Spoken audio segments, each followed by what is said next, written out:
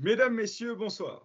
Nous nous retrouvons aujourd'hui, lundi 23 mai, en duplex pour un documentaire sur les comportements des filles.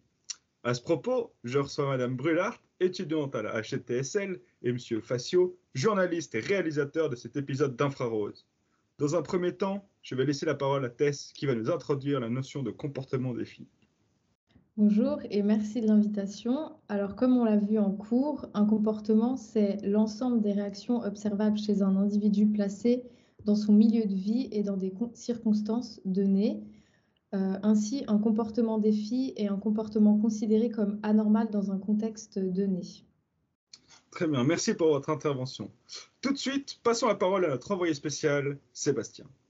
Bonsoir, alors je suis allé à la rencontre d'une professionnelle du travail social qui rencontre ses comportements dans sa pratique. Elle est éducatrice sociale dans une école spécialisée à Vevey, au sein d'une classe avec des adolescents autistes sévères qui bénéficient d'un accompagnement 1 pour 1. Écoutons tout de suite son témoignage.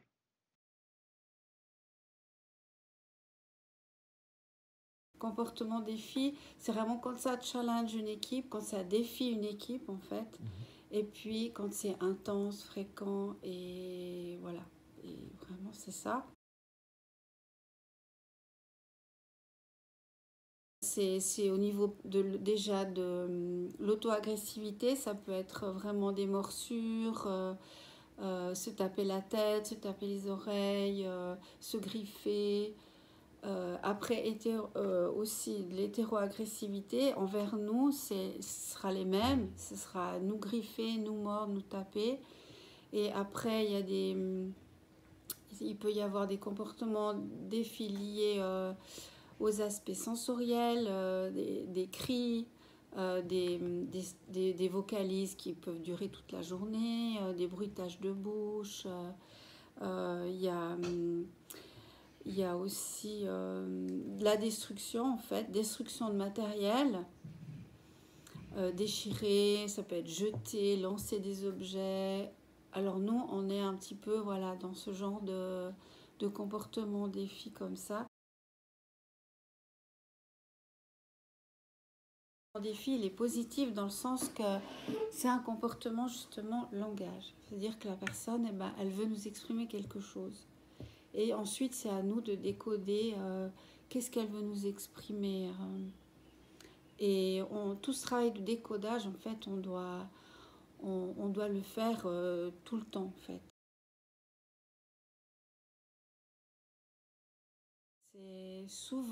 C'est obtenir de l'attention.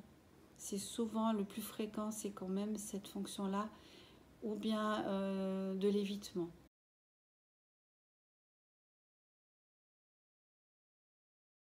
Crier, ça peut être j'ai mal au ventre.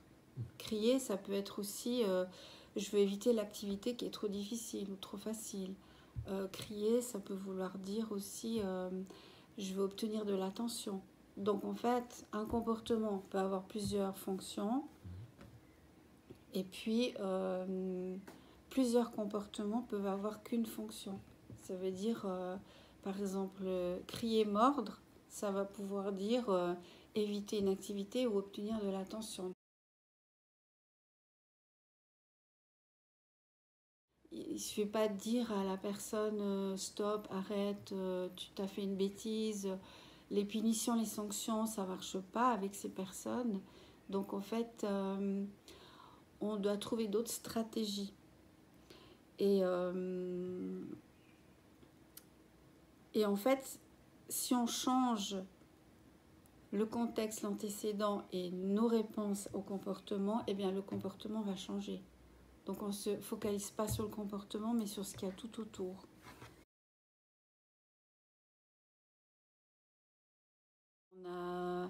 On a la grille ABC, ça veut dire qu'on va remplir, on va se dire, ben voilà, on prend un comportement, par exemple griffer, et puis se griffer ou nous griffer nous, et après on va sur 3-4 semaines, on va regarder dans quel contexte en fait ils se griffent.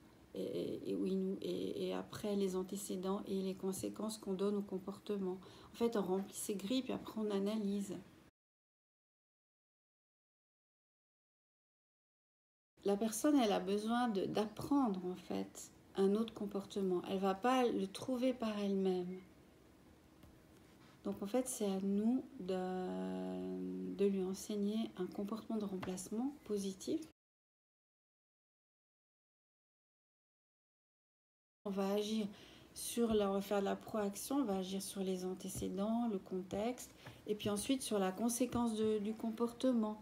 Parce que si la personne, elle aime par exemple ranger, donc si je lui fais ranger ce qu'elle a laissé par terre, ce qu'elle a mis par terre, ça va pas être c'est quelque chose qu'elle va éviter. Ça va lui plaire, donc il n'y a pas de raison qu'elle continue. Donc en fait, on va agir aussi sur la conséquence. Pour moi, heureusement qu'ils sont là, ces comportements des filles, parce qu'au moins, ils expriment quelque chose. Si un enfant, il n'arrive pas à extérioriser un mal-être, comment on peut savoir que ça ne va pas? Là, au moins, on sait que ça ne va pas.